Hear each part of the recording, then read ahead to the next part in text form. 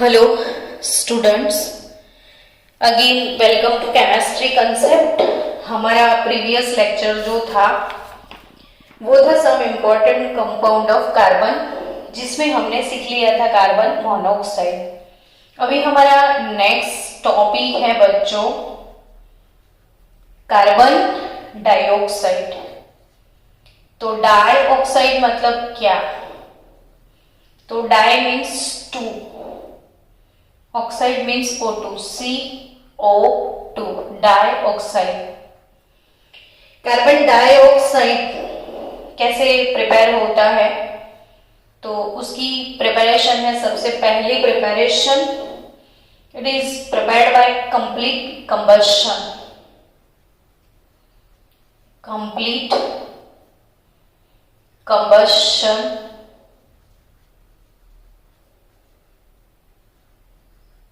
of carbon and carbon containing fuels. Complete combustion of carbon and carbon containing fuels. तो carbon containing fuels in excess of air, यानी carbon containing fuel में आप methane gas ले सकते हो, ethane gas ले सकते हो, प्रोपेन, ब्यूटेन, एलपीजी गैस वगैरह वगैरह। तो ये जो कार्बन सॉलिड है, एक्सेस सप्लाई ऑफ ऑक्सीजन के साथ अगर इसका कंबशन हो जाता है तो कार्बन डाइऑक्साइड गैस प्रोड्यूस हो जाता है। कार्बन डाइऑक्साइड के बदले मीथेन गैस का अगर कंबशन किया जाए, आपको पता है कंबशन यानी रिएक्शन विथ ऑक्सीजन। बच्चों बार बार मैं एक एक चीजों को बताती रहती हूँ ताकि आपके जहन में वो कंसेप्ट क्लियर हो जाए कि कभी आप बोलो कि कंबशन, तो इसका मतलब आपको समझ में आए कि कंबशन होता क्या है। तो combustion is nothing but reaction with oxygen. कोई भी कार्बन कंटेनिंग फ्यूल्स होते हैं, कार्बन कंटेनिंग फ्यूल, और कार्बन कंटेनिंग फ्यूल का ऑक्सीजन की प्रेजेंस में अगर कंबशन होता है तो carbon dioxide and water produce होता है। ऑब्वियसली CO2 एंड वाटर आप लिख ही दो, तो CO2 गैस H2O प्रोड्यूस होगा, यानी H4, तो ये 2H2O लिख सकते हो ना। तो 2 ऑक्सीजन प्लस 2 ऑक्सीजन यानी 4 moles of oxygen here. Please don't disturb आज हमें। हाँ, मीथेन गैस जिसका ऑक्सीजन की प्रेजेंस में कंबशन होता है तो CO2 गैस और H2O गैस प्रोड्यूस होता है। नाउ इथेन गैस, अगर इथेन का कंबशन हुआ तो आपको रिएक्शन बैलेंस करना है कि ये 6 mole of hydrogen, so you will have 3 moles of H2O। Now 3 moles of H2O, 3 oxygen plus CO2 gas यानी 2 मोल CO2 गैस, तो 3 मोल ऑक्सीजन ये वाले, 4 मोल ऑक्सीजन ये वाले, 7 यानी 7/2 मोल O2 आपको इधर चाहिए। ये तो आप बैलेंस करके ला सकते हो, लेकिन मैंने ये एक्सप्लेन किया आपको कि कार्बन हो या कार्बन कंटेनिंग और कोई भी फ्यूल हो जिसका ऑक्सीजन की प्रेजेंस में कंप्लीट कंबशन अगर होता है तो आपको कार्बन डाइऑक्साइड गैस मिल जाता है। बच्चों अगर आपको लेबोरेटरी में कार्बन डाइऑक्साइड गैस प्रिपेयर करना है लेबोरेटरी में, तो लैब में कैसे प्रिपेयर करोगे?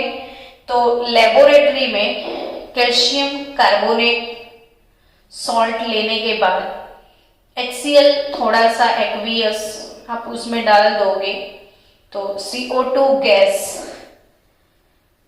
के बबल्स बहुत सारे आने यानी कार्बन डाइऑक्साइड गैस प्रिपेयर हो जाएगा, और इसको आप कंटेनर में कलेक्ट कर के उसके प्रॉपर्टीज भी आप चेक कर सकते हो, और यूट्यूब के गूगल के ऊपर आप ये वीडियो देख सकते हो कि laboratory preparation of carbon dioxide gas, ताकि वीडियो देखोगे तो वो सारी एपरेटस की कोई गैस बनता है तो वाटर के ऊपर इसको कलेक्ट कैसे किया जाता है, तो वो एपरेटस भी आपको देखने के लिए मिल जाएंगे। और अपने क्लास में तो पता है ना बच्चों, मुकुंद विरवाणी ने एक दिन ये कार्बन डाइऑक्साइड गैस बना के वीडियो भेजा था, तो आप भी अपने घर में बना सकते हो।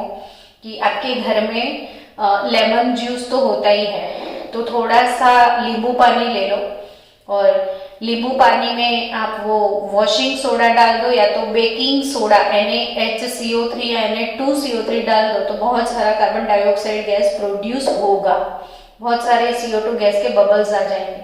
तो वो तो घर में भी आप बना सकते हो। और इंडस्ट्री वाले कॉमर्शियल बेस पे वो तो कैल्शियम कार्बोनेट को गरम कर लो 1200 केल्विन ऊपर टेम्परेचर पे, तो इसका डीकम्पोजिशन होके दो फायदे होते हैं, by one get one free का स्कीम है इधर। क्विक लाइन तो मिलता है, इसके साथ साथ कार्बन डाइऑक्साइड गैस ऐसे ही मिल जाएगा। तो आपने सोलवे प्रोसेस पहले सीखा था, सोलवे का अमोनिया सोडा प्रोसेस, जिसमें हमने कार्बन डाइऑक्साइड गैस को प्रोड्यूस भी किया था, है ना बच्चों। चलो आगे बढ़ते हैं। कार्बन डाइऑक्साइड गैस, इसके प्रॉपर्टीज के बारे में आप पढ़ोगे तो it is colourless and also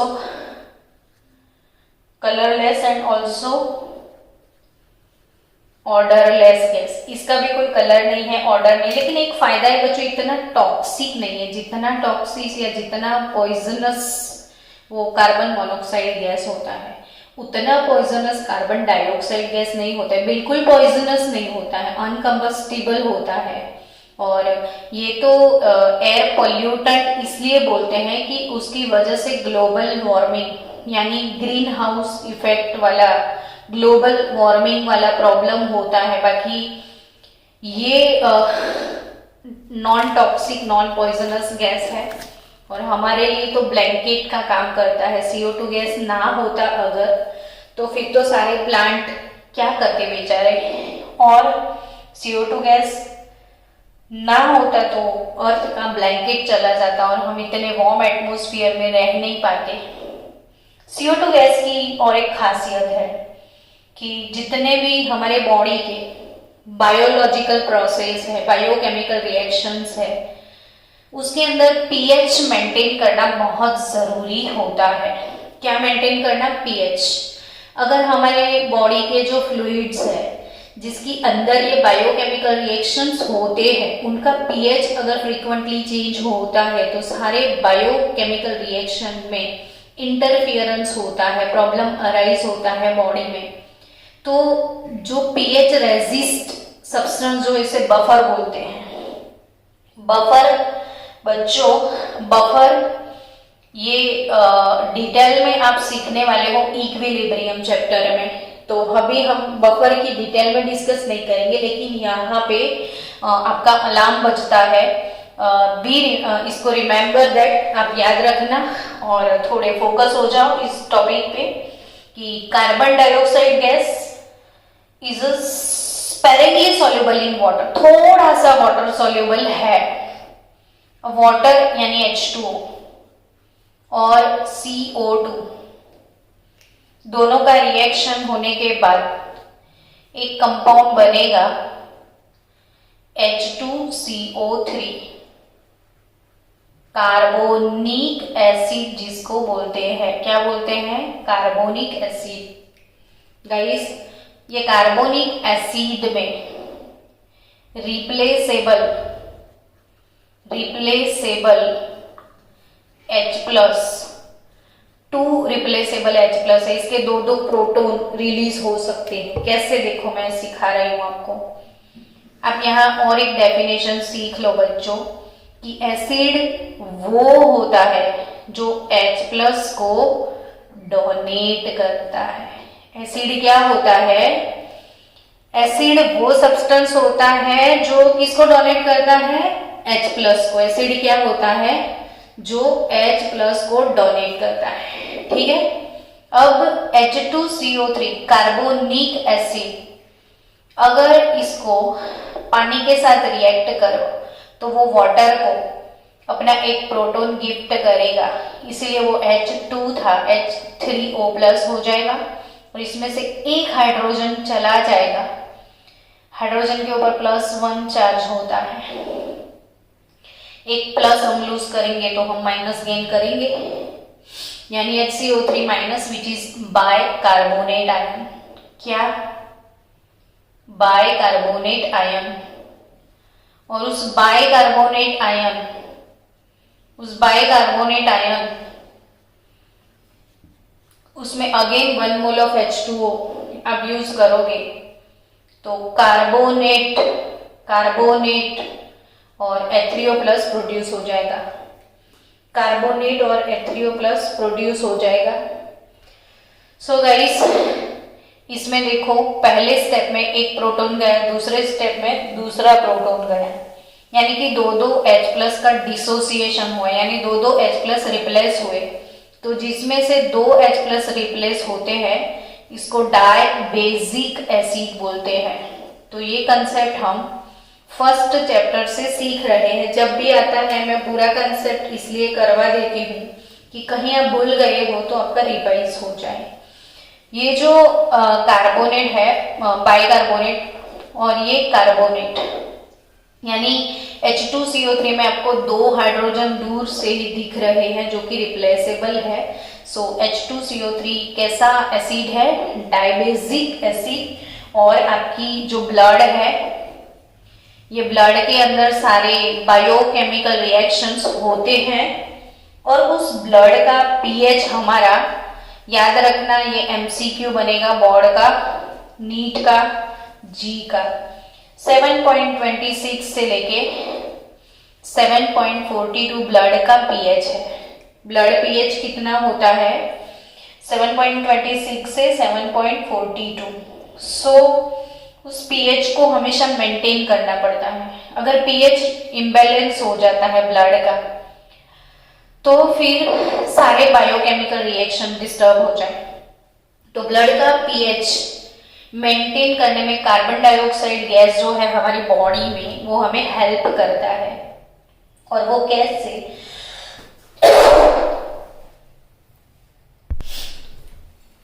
hello, तो ब्लड का पीएच कितना है बच्चों बॉडी में?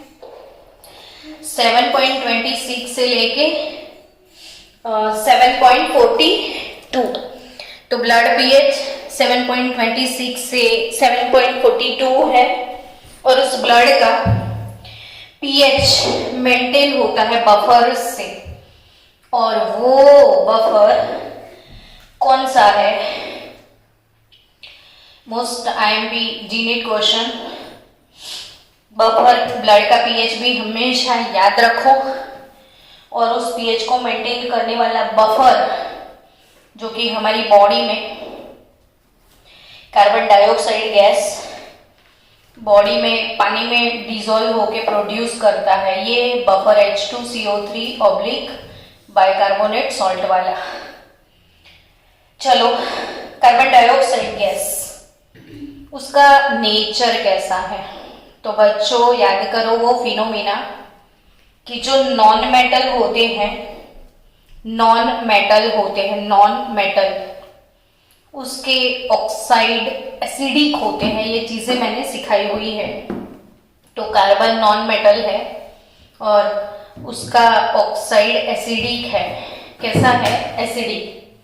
So being acidic in nature it combines with alkali, यानी बेस के साथ वो कॉम्बिनेशन करता है तो बनते हैं मेटल कार्बोनेट्स। बेस कौन? तो मेटल, और metal with carbon dioxide gas, तो we will have metal carbonates. तो ये मेटल कार्बोनेट एस ब्लॉक के अंदर अल्कली मेटल के जो कार्बोनेट है इसकी प्रिपरेशन हमने सीखी थी। एनीवे, चलो आगे बढ़ते हैं। एटमॉस्फेयर की बात करें तो एटमॉस्फेयर में एयर के अंदर कार्बन डाइऑक्साइड गैस का प्रपोर्शन कितना होता है, 0.03% by volume in the atmosphere. और वो एटमॉस्फेयर में एक्सेस प्रपोर्शन में ऑक्सीजन को CO2 के प्रपोर्शन को एटमॉस्फेयर में कौन यूज करता है, निधि। CO2 के प्रपोर्शन को एटमॉस्फेयर में कौन यूज करता है, तो प्लांट यूज करते हैं। CO2 गैस को एटमॉस्फेयर से कौन रिप्लेस करते हैं, प्लांट। और प्लांट कैसे रिप्लेस करते हैं, कौन सी प्रोसेस से, तो है फोटोसिंथेसिस। और फोटोसिंथेसिस जो प्रोसेस है फोटोसिंथेसिस, उसमें एक्चुअली ये फोटोसिंथेसिस क्लोरोफिल की वजह से होता है। तो प्लांट के क्लोरोफिल यूज करते हैं एटमॉस्फेरिक कार्बन डाइऑक्साइड गैस को। और प्लांट के तो रूट भी होते हैं ना बच्चों, और रूट क्या करते हैं, तो वाटर एब्जॉर्ब करते हैं। वाटर और CO2 सनलाइट की प्रेजेंट में फोटोसिंथेसिस क्लोरोफिल की वजह से होता है, HNU यानी सनलाइट, एनर्जी ऑफ फोटोन। और ड्यू टू क्लोरोफिल प्रोड्यूस होगा ग्लूकोज। और हमारे लिए गिफ्ट का बॉक्स कार्बन डाइऑक्साइड प्लांट ने ले लिया, हमें गिफ्ट किया ऑक्सीजन गैस, और फिर गिफ्ट किया वाटर वेपर, जिससे क्लाउड बनेंगे और फिर से बारिश हो जाएगी। चलो बच्चों, CO2 गैस अब समझ रहे हो। तो ये फोटोसिंथेसिस की वजह से प्लांट क्या करते हैं, फोटोसिंथेसिस जब होता है तो प्लांट क्या करते हैं, 3 વાગી ગયા છે અને પોઝ કર ખાલી है ना 10-15 मिनट। एम बी लोगों ने आज वाइवा लेवाना फिश।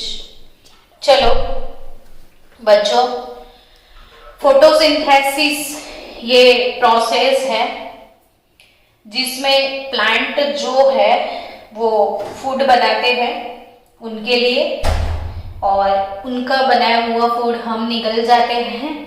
तो प्लांट और एनिमल ये दोनों किंगडम जो है वो टिके हुए CO2 गैस के ऊपर। तो बहुत अच्छा गैस है वैसे। CO2 गैस ह्यूमन के लिए भी फूड बनाता है प्लांट, और प्लांट खुद के लिए भी फूड पकाता है। और हम लोग CO2 नहीं होता तो O2 भी नहीं मिलता, वाटर भी नहीं मिलता तो पानी भी नहीं मिलता। कितने सारे बेनिफिट्स हैं इनके। और CO जैसा नहीं है ये, CO तो पॉइजनस था, CO2 पॉइजनस नहीं है। बट एक चीज है कि जितने भी फॉसिल फ्यूल्स है, कैसे फ्यूल्स, फॉसिल फ्यूल्स, ये फॉसिल फ्यूल का जो कंबशन हो रहा है आजकल सबकी ऑटोमोबाइल्स में, आप ऑटोमोबाइल लेके घूमते हो तो आपके ऑटोमोबाइल्स में फ्यूल में पेट्रोलियम यूज होता है, पेट्रोलियम प्रोडक्ट यूज होते हैं, पेट्रोल डीजल। इनके कंबशन से एटमॉस्फेरिक CO2 का जो लेवल है वो इंक्रीज हो गया। और एटमॉस्फेरिक CO2 गैस जो है इसका लेवल इंक्रीज होने की वजह से CO2 की एक कैरेक्टरिस्टिक है कि वो डे ड्यूरेशन में सनलाइट जो भी एब्जॉर्ब करके गर्म हो जाता है, तो वो हीट को एब्जॉर्ब तो करता है और एब्जॉर्ब करके अपने पास ही रखता है ताकि वो खुद गर्म हो जाए। और वो खुद गर्म होने के बाद एटमॉस्फेयर के बाकी के सारे इसके आजू बाजू वाले मॉलिक्यूल भी इसकी वजह से गर्म हो जाते हैं, यानी ये ब्लैंकेट है हमारा। और उस ब्लैंकेट की वजह से हमें ये फायदा हुआ है कि एक सस्टेनेबल टेम्परेचर में हम जीते हैं। इतना अच्छा टेम्परेचर हमें मिला और हमें अर्थ प्लेनेट के ऊपर लाइफ भी मिल गया। बट CO2 का एक लेवल के ऊपर प्रपोर्शन चला गया, उसकी वजह से वो एक्सेस हीट प्रोड्यूस करने लगा, ब्लैंकेट काफी ज्यादा गर्म हो गया। और वही इफेक्ट को हम बोलते हैं ग्रीन हाउस इफेक्ट। ये ग्रीन हाउस इफेक्ट का पूरा कंसेप्ट मैं आपको सिखाऊंगी चैप्टर नंबर 14 में। CO2 गैस फिर से आएगा, तब मैं बहुत ज्यादा डिटेल में आपको ग्लोबल वार्मिंग क्या है, ग्रीन हाउस इफेक्ट क्या है, वो चीजें सिखाने वाली हूँ। तो इसलिए अभी हम इसको ज्यादा डिस्टर्ब यहाँ पे नहीं करेंगे। चलो आगे बढ़ते हैं। तो एक्सेस प्रोपोर्शन ऑफ CO2 यानी ये ग्रीन हाउस इफेक्ट बढ़ गया और उसकी वजह से एटमॉस्फेरिक टेम्परेचर बहुत ज्यादा हो गया, यानी ग्लोबल वार्मिंग हो गया। तो एक्सेस प्रोपोर्शन CO2 का नहीं होना चाहिए एटमॉस्फेयर में। कार्बन डाइऑक्साइड का सॉलिड फॉर्म CO2 गैस, इसका सॉलिड फॉर्म है CO2 solid and it is known as dry ice. CO2 को क्या बोलते हैं बच्चों? Dry ice. और ड्राई आइस का यूज भी है कोई, तो वो ड्राई इसलिए बोलते हैं कि अब पानी का जो आइस है, बर्फ जिसको हम बोलते हैं, तो बर्फ यानी आइस जब मेल्ट होता है तब H2O लिक्विड बनता है, यानी पानी मिलता है, फिर गर्म करो तो वेपर। लेकिन CO2 सॉलिड अगर ड्राई आइस को अपने लिया तो डायरेक्ट आपको CO2 गैस मिलेगा, बीच में CO2 लिक्विड वाला कोई फंडा नहीं आएगा। इसमें H2O लिक्विड आता है, आइस मेल्ट होके लिक्विड में कन्वर्ट होता है और ये आइस मेल्ट होता है तो सीधा गैस में चला जाता है, इसलिए इसे ड्राई आइस बोलते हैं। अब कोई जल गया, जलन हो रही है उसको, मतलब कहीं जल गया है इंसान, तो उसके बॉडी पे बहुत सारे वो फफूले, क्या बोलते हैं आई डोंट नो, बट वो बहुत सारे फोल्ले जैसा हो जाएगा, ब्लिस्टर्स हो जाएंगे बॉडी पे। तो तब उसके ऊपर हम ये वाला आइस अप्लाई नहीं कर सकते, नहीं तो वो आपको पता है कि वो पस हो जाता है अंदर, तो इसलिए वहां पे बिना मॉइस्चर वाला आइस यूज करना पड़ता है ठंडक के लिए। तो ड्राई आइस हॉस्पिटल में यूज होता है। So dry ice used as a refrigerant also. Dry ice का यूज क्या है? Refrigerant. Then for what refrigerant? तो फॉर आइसक्रीम। आइसक्रीम इंडस्ट्री वाले यूज करते हैं आइसक्रीम को जल्दी कूल डाउन करने के लिए। एंड जो फ्रोजन फूड जहां पे भी मिलते हैं, तो फ्रोजन फूड को प्रिजर्व करने के लिए ड्राई आइस यूज होता है। ऑल्सो CO2 की मैं बात करूं बच्चों, तो CO2 इज यूज्ड एज, याद रखना, fire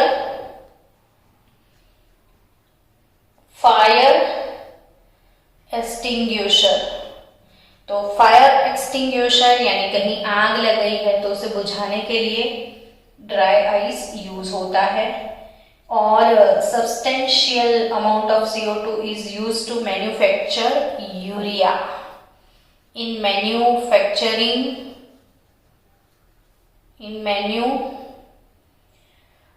manufacture of urea, artificial manure है NH2CO NH2। हमें साइंस के लिए यूरिया का फॉर्मूला पता ही होना चाहिए, तो सब बच्चों यूरिया का फॉर्मूला याद रखना। तो यूरिया NH2CO NH2, उसके मैन्युफैक्चर में CO2 गैस, और आपने सीखा है ना सॉल्वे अमोनिया सोडा प्रोसेस, तो वॉशिंग सोडा भी CO2 यूज करता है। बच्चों CO2 मॉलिक्यूल की मैं बात करूं तो जो कार्बन है वो कौन से हाइब्रिडाइजेशन में होता है, याद करो तो हम वो फॉर्मूला यूज करें ½ V+m वाला। तो half valence of carbon 4 electron, no monovalent here, यानी 2, और 2 इलेक्ट्रॉन पेयर होंगे तो हाइब्रिडाइजेशन sp होगा। तो कार्बन डाइऑक्साइड का हाइब्रिडाइजेशन क्या है? sp। किसी का भी हाइब्रिडाइजेशन निकालना है तो ये फॉर्मूला यूज करो ½ V+m, यानी हाफ वैलेंस इलेक्ट्रॉन इसके 4 होते हैं, मोनोवैलेंट इसमें कोई भी नहीं है, तो sp हाइब्रिडाइजेशन होगा अगर, तो ऑब्वियसली जो शेप है वो लीनियर ही होगा, लीनियर शेप होगा, और लीनियर शेप के अंदर बॉन्ड एंगल भी फिक्स है 180 डिग्री का होगा। सो इसमें पाई बॉन्ड है, ऑक्सीजन की p ऑर्बिटल और कार्बन की p ऑर्बिटल से पाई बनता है, सो p पाई बॉन्ड है, ये p ऑर्बिटल से दोनों की, इसकी भी p ऑर्बिटल और कार्बन की भी p ऑर्बिटल के ओवरलैप से ये पाई बॉन्ड बना है, इसे p पाई बॉन्ड बोलते हैं। और इसमें CO बॉन्ड लेंथ जो है, कार्बन ऑक्सीजन बॉन्ड लेंथ, वो 115 पिकोमीटर है। कितनी है? 115 पिकोमीटर। और ये जो है, इस साइड इसकी डाइपोल मोमेंट और ये डाइपोल मोमेंट, बच्चों इसका शेप लीनियर है, तो इसमें C और O due to presence of polar bond, यहाँ पे पोलर बॉन्ड दो प्रेजेंट है बट एक दूसरे के आमने सामने है, ऑपोजिट डायरेक्शन में है, इसलिए इसका डाइपोल मोमेंट म्यू 0 है। So CO2 molecule considered as a non polar molecule. Non polar molecule. Dipole moment भूल गए हो तो केमिकल बॉन्डिंग के वीडियो को रिपीट करो।